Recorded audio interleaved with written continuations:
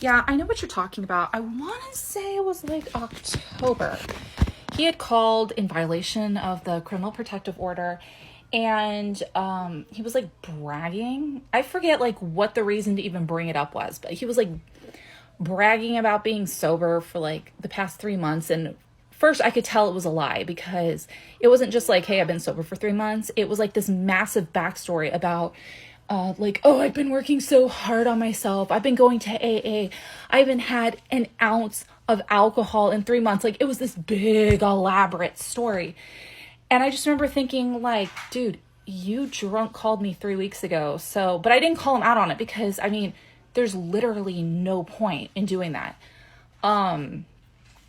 But he had, like, not only drunk called me 3 weeks prior, we had some sort of text conversation. I forget what about. Like, he was texting me, and I made some comment in the, like, in actual writing about, like, well, you know, when you talked to me at the beginning of October, and he goes, well, just ignore whatever I said. I was drunk.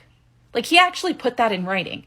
So I'm like, okay, so now you were definitely drunk at the beginning of October, but now by the end of October, you've somehow been sober for 3 months. Like, that literally makes no sense.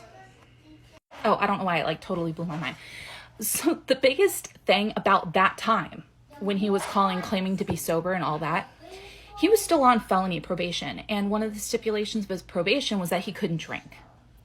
So, I mean, one, admitting that you've only been sober for 3 months when you've been on felony probation for 3 years obviously means you've been violating your probation before that.